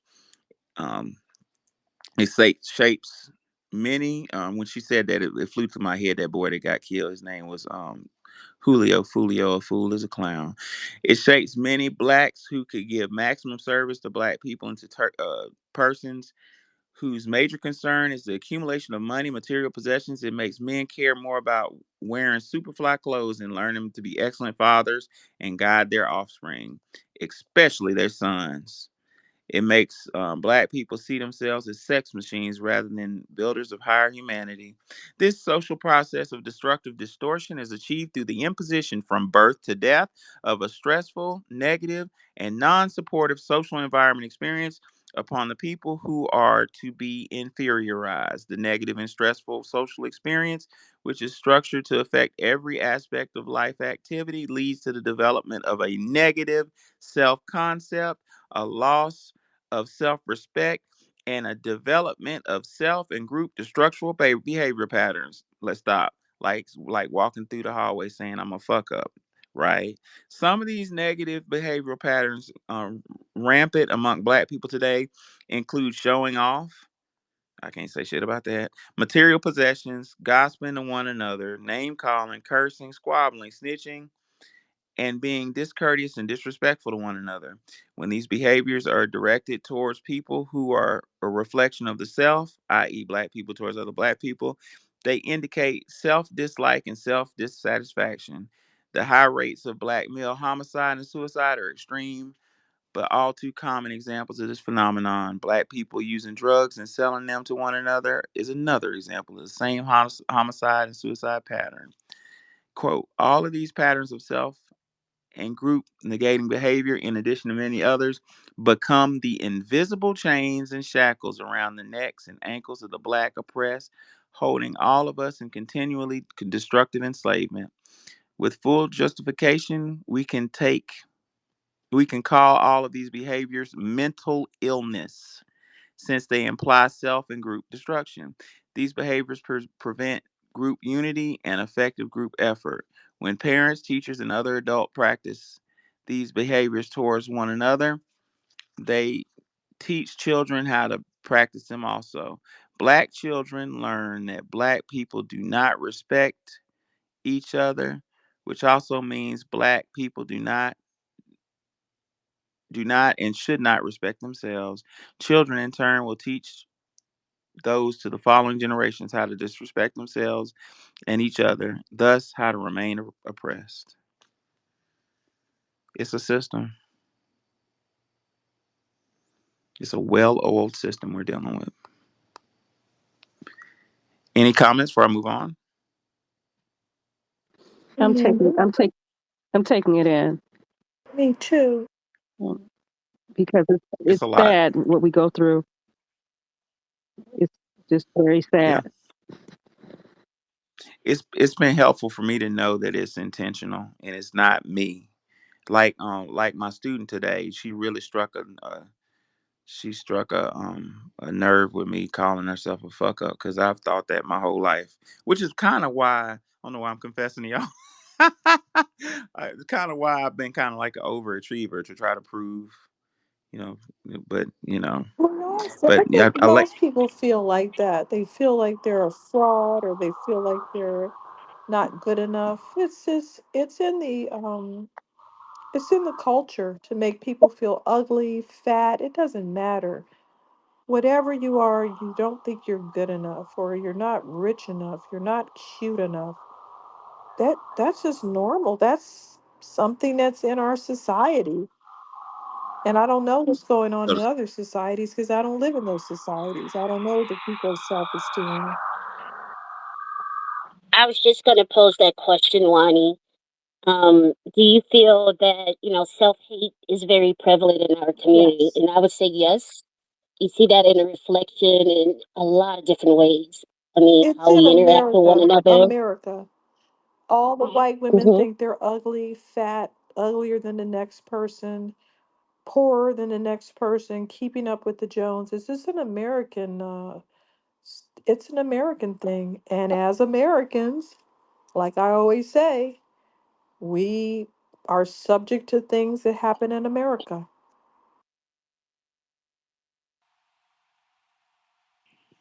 yeah, Welsing further says, quote, inferiorization is essential to the process of oppression. It ensures that the oppressors need not be troubled to hold the oppressed constantly under the gun and key to keep them in the oppressed state. Wani, that was synchronicity. That like answered what you were just saying. I mean, I Weird. don't think this attitude is in every society, though. Like, where they feel like you could walk up to almost any American woman and say, "Oh, you look nice," and they'll immediately say something like, "Oh no, this is just some rag that I threw on. Oh no, this is," they'll start insulting themselves or doing something. I don't know it. It's like it is a cultural thing.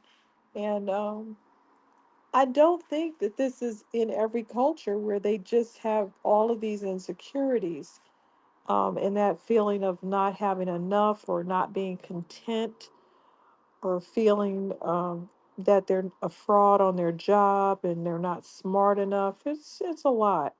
And even though we know intellectually that we're smart or that we're decent looking, it doesn't matter. It's just in there. I wanted to add to that.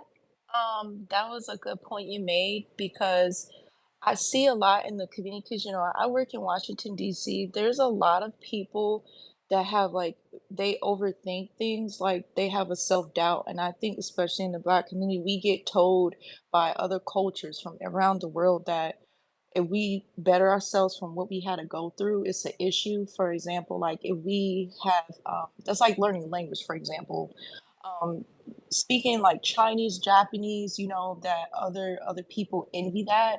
So they will say that we just copied or we did something that we didn't take time to study on. And I noticed this because for myself, I learned Chinese, and when I look at YouTube videos on how like other Black people around the world when they study um, other cultures, especially white people, they envy that. Like, wow, like we can overachieve ourselves. But when we have people compliment us, it's like we subconsciously be like, nah, I'm not good at this and that, and I'm not good with language. I'm still learning. I'm not advanced. But that's because for so long we were told that we are not smart or we don't have that intelligence of reading. And back then, like they always said that we could never read or write. And white supremacists online do that all the time. They don't like when we like look at that past because of their white guilt. So it makes them feel like in fear of competing. So I'm just looking at that like, wow, like it's the self-conscious part. And especially in America, like you said, I see it all the time, and a lot of people can't see that because they fear it as if they, I guess, how do I say, like,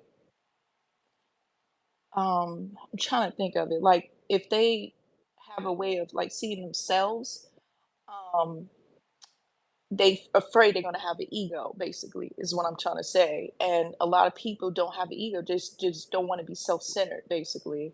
And as Black people, we get that a lot from every race in the world. So. Yes. Facts. Welsing further posits that the system, where did I see? Okay. In this way, the oppressors mold the oppressed to share fully in the process of their own oppression, which is what Wani was just saying. Hey, girl, man, you look fly today. I like that dress. It look good on you. Oh, it's just a rag. I just threw it on. sharing in their system of oppression.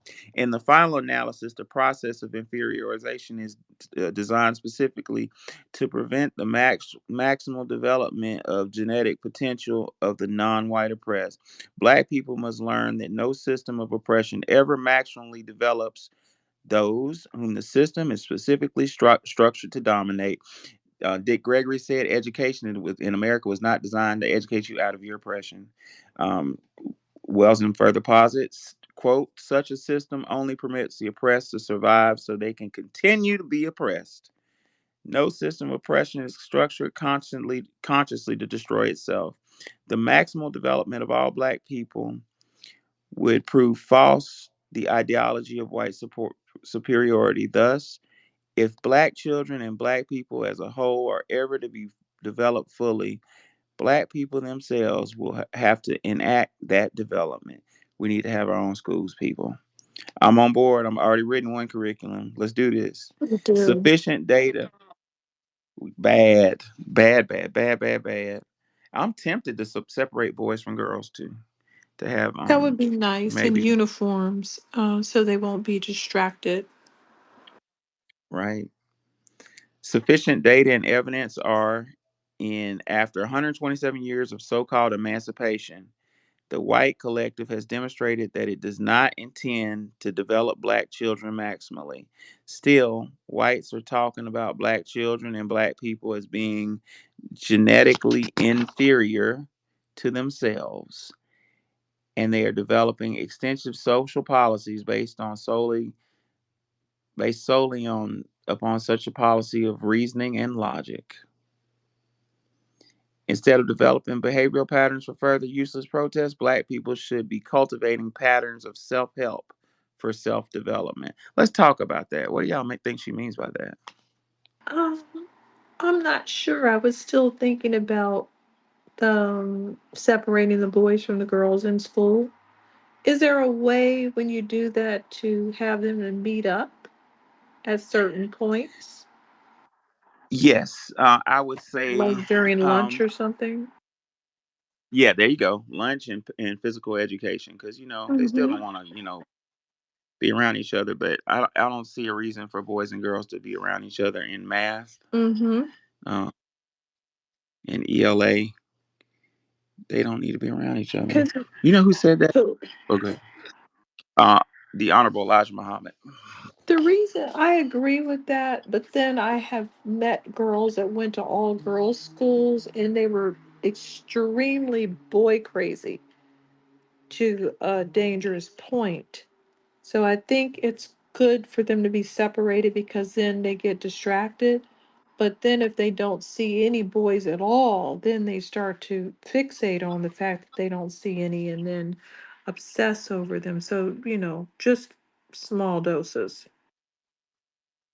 Yeah, small microdoses of intermixing. PE will cut it.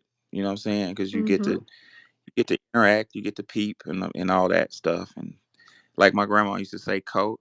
Did your grandparents say "coat"? What coat? Like who you coding? Or is that an No, Alabama? I never heard that before. Y'all never heard that? They coding. Wow. They going out. They courting, coding. Fourteen. Mm. But it's coding and Coating. coding. No, I've never heard it like that. Uh, since so that's an Alabamaism. Instead of developing behavioral patterns for further useless protest, she calls protesting useless people. Black people should be cultivating patterns of self help and self development. I don't know what that means, but if anybody knows, please jump in. How can we Patterns cultivate? of self-help. Yeah, in self development. Um, I'm not sure. I've done a whole lot of self-help and self-development. I do believe you can, like I believe in talk therapy. That's the only part of psychiatry I believe in is talk therapy. You could just call your friend or call a trusted family member. But I do believe in self development, and I do think that my father going to an all black school he had better self-esteem than I did. I had to, you know, recover from all of the different people doing micro racist things and sometimes uh, overt racist things. That's something that you have to peel away versus him. He went to an all black school. Then he had kind of a mixed high school and then went right back to an all black college. So he had a totally different self esteem than most people and even me, his own daughter. Yeah, I can relate to that. Um, I got involved. I mean, I really had no choice. With some organizations in high school that were threatening my life, and my dad, with a bachelor's degree, went and worked at a gas station so me and my little sister could go to Homewood High School. The high school that we rented an apartment in in the ritzy neighborhood, so we could go to a high school that was so rich that it didn't have a school bus. The kids had BMWs and Forerunners and Land Rovers and yeah, all that. But it's I can relate to that what you just said, Wani, because going to an all white high school like that, um, let me just say it did damage to some of my siblings. Me, I got I'm a weird personality. Like I got high testosterone levels. If somebody comes at me, it hurts a little bit, then it turns into a challenge, and I'm like, fuck me, no, fuck you. I'm gonna have the last laugh. But every child is different, and certain family members were made aware. It was constantly, the white student body would constantly say, "Why are you and your brother different colors? Why is his hair curly?" And and just kind of destroyed the self esteem of one of my family members. Dr. Umar, I don't follow him, but he is a licensed psychologist. And he said something. He said one thing that I agree with. He said he would rather send his children to a black school in the ghetto where there's listen to this. This is deep as fuck. Where there's a threat of being killed, than send them across town to a white school where they're going to be perfectly safe, but their mind is going to their mental stability is going to be threatened. I'm paraphrasing him, of Yeah, course. He's right. I agree with that. Because like I said, you have to recover from it. There's like a lot of little, what do you call it? Snipes and little pecks people take at you. And you can't really get mad because it's not big enough to get mad. And you just, you can't just start punching people over small little comments, but they add up and they take a toll on your self-esteem, and you have to keep protecting yourself from the different types of people that aren't you. Oh yeah, and let me give you a really good example. One of them little micro, I think you call microaggressions, Mm-hmm. that'll fuck you up to a certain family member. I'm not gonna identify. We were in lunch, and one of the white girls walked up to my family member and said, "Can I touch your hair?" And just instantly made my family member aware that her hair was different. Whereas when we were across town at the black school, everybody hair looked like that. So it's just like, wait a minute, my hair is different. You want to touch it? Mm-hmm. What? But now you're aware of an insecurity that you never had before. I don't know how their mind thinks. It's like they're so hyper focused on skin color and hair texture, and it doesn't make any sense. Have they never seen people like that? Like when you see those Chinese people and the Africans are over there and they're like, "Oh my God, your skin." Like, how long has the Orient been trading with China? They've seen Africans before. They're acting like they're really putting out propaganda that they are acting like this because they've never seen Africans before. The Silk Route had all kinds of Africans on it, and Asian people on it, and Europeans and Arabs on it. So I don't know what they're doing. It's sick beyond belief. And I can recall in a biology lecture in high school, um, it was only a handful of blacks. And I don't know if they found one of my hairs because I had a big old curly afro. But the one of the white kids found a hair. It's like, I got one. I got a black hair. and they looked at it under a microscope and were just outright obsessed. Look at it, it's flat. And of course, the black ones, we sitting in the corner, we dare not say a motherfucking thing, or the system would have destroyed us. We seen it happen over and over again of a black student saying, "What the fuck did you just say?" Oh, he just said fuck. Get him, police. Get him. Put him in the system. Okay, all right, bye bye. I mean, I don't understand the obsession. White grown white women coming up to me saying, "Oh, if I go to the beach, I can get as dark as you." That's all you have to say to me as a coworker? That's what you think I'm Wow, just sitting here being brown? I can't hear Wani. Oh, I'm Wani about Chan. to I'm about to go to sleep anyway. Oh, No, I was just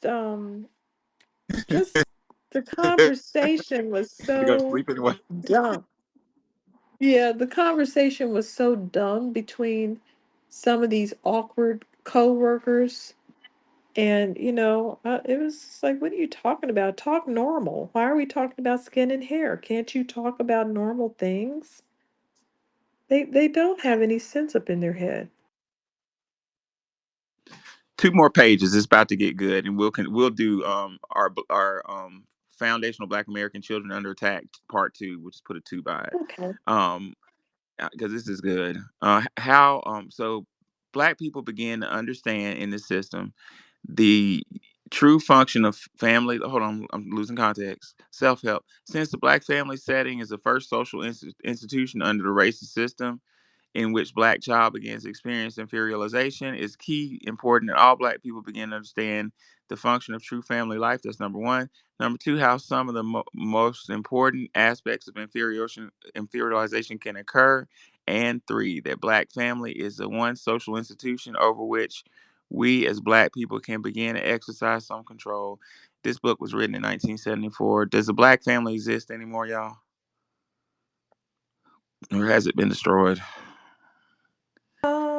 No, it exists. It just needs to be strengthened. It needs to be strengthened. Okay, I can live with that. Control of the black family will be evident once we gain some mastery over our individual lives. We will learn that dysfunctional behaviors can change throughout the exercise of willpower. Thus, within the family setting, black people can begin to alter their inferiorization dynamic and create a process for the maximal development of the black children. The functional family unit, here we go, controversially, let's do it, is comprised of the father, the mother, and the offspring. That was very controversial, what I just said, but it was a fact. Why are facts controversial? I digress. The ultimate role of this vital social unit is to ensure that the children I'm sorry, I don't get glasses, instruct the children as to how adult males and females function. Critical. Usually harmoniously together for the maximal development of people. Individual family units are but cellular units of the whole organism called a people or a nation.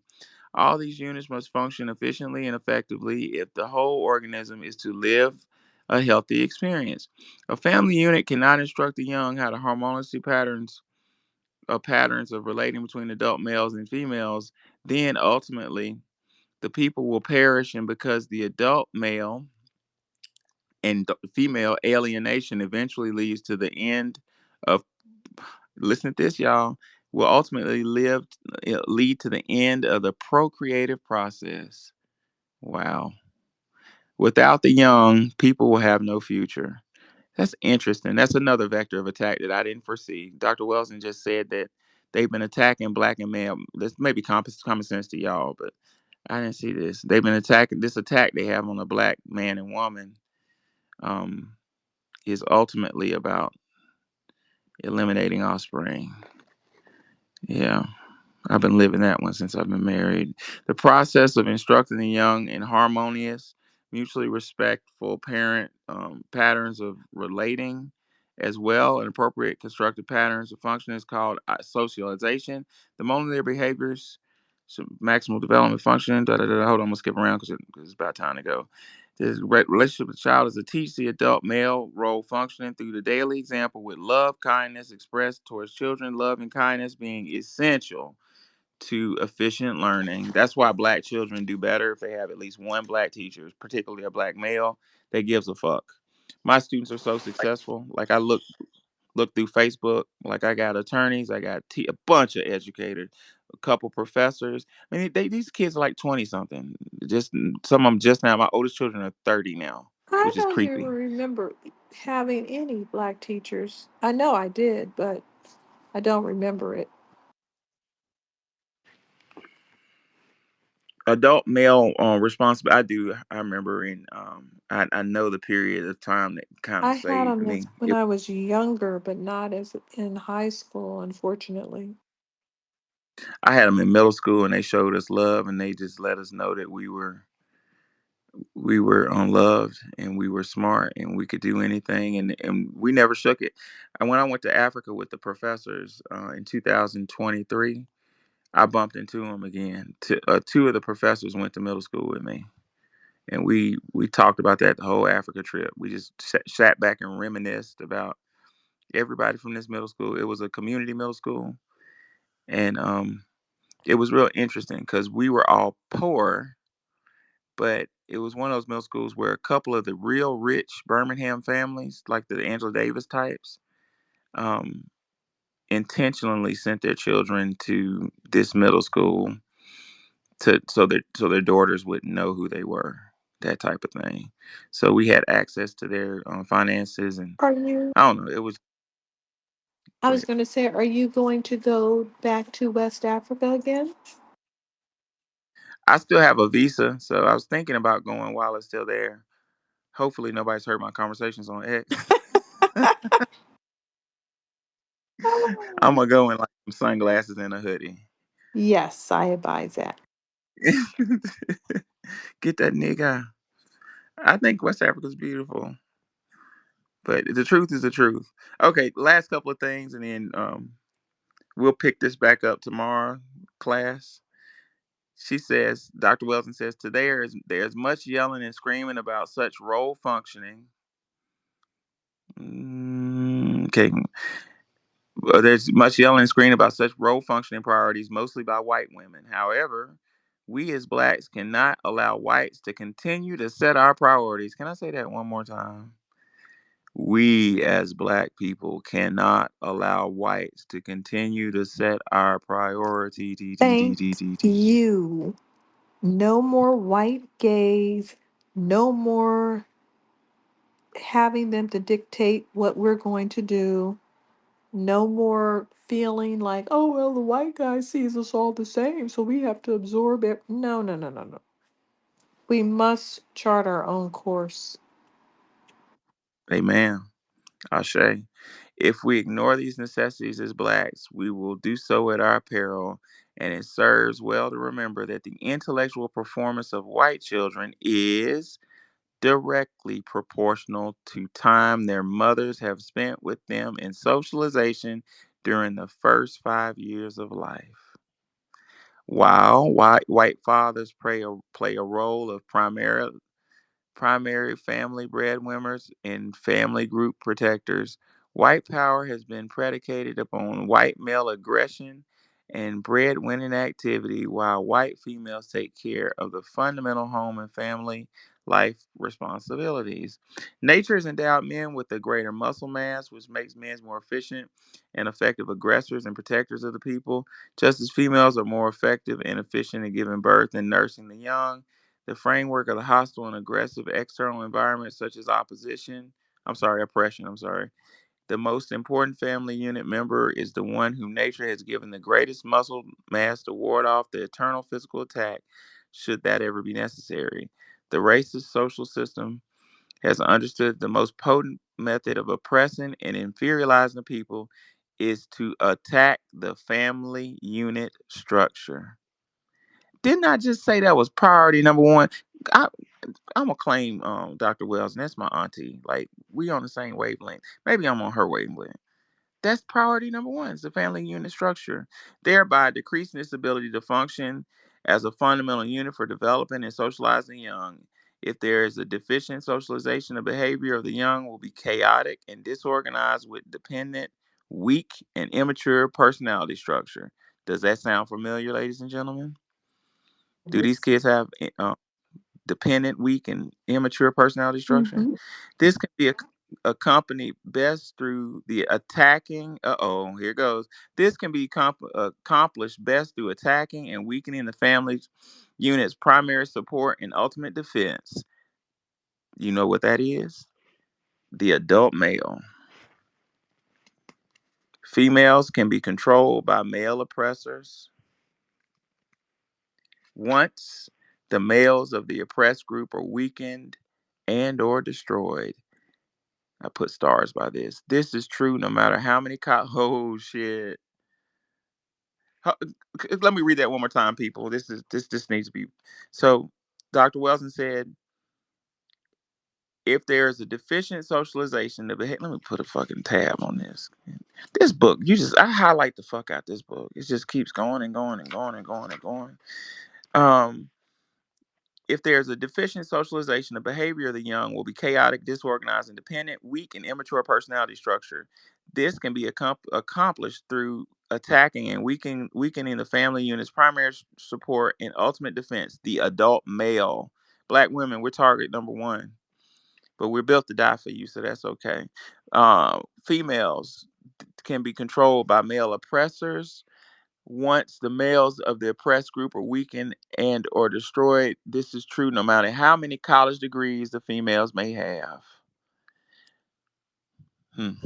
No matter how tough, loud, or coarse their language may become, matter how strong they may appear, in the final analysis, females must depend on the physical strength, discipline, and willpower of their men for ultimate protection. Thus, always males represent the major potential threat and challenge to male oppressors. Mm-mm. We'll pick this up on another day, but since we got new people in here, I wanted to identify something that Wani and I read the other day that dropped the mic. I guess Miss T was in here when we read it. When we read it, I think that's page 88. Welson dropped the mic on their ass the other day. Dr. Welson said, "What did she say about interracial relationships, Wani?" I forget. Is I'll remember She it said, as soon as you say. she said this is escape. Oh, escaping from being black. Yeah, yeah, yeah. Y'all, Dr. Welson said that, give me a second to find it and then we'll close the space. It's so much, usually I can find it real quick because it's underlined, but I damn near underlined her whole book. Now I've I mean, this watched book, people try to marry their way out of it, marry white people, or have white children, or be very pretty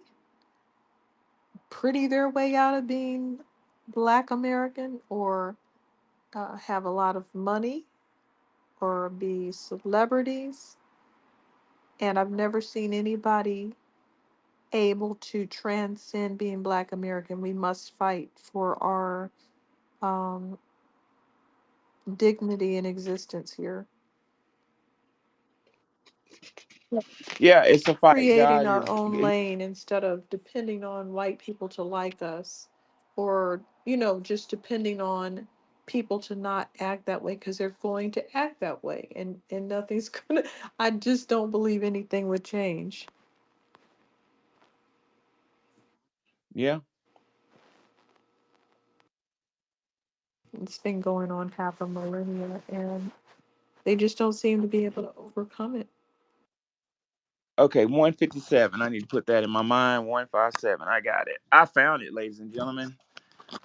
All right, class. Let me have your attention in five, four, three, two, and one. Can I get a hand clap? I'm just kidding. Um, Dr. Welson says, in addition to that, but return to the issue of black defensive logic. These patterns of logic, which emphasize that the existing problems are mainly between blacks, are reflective of Black self hate.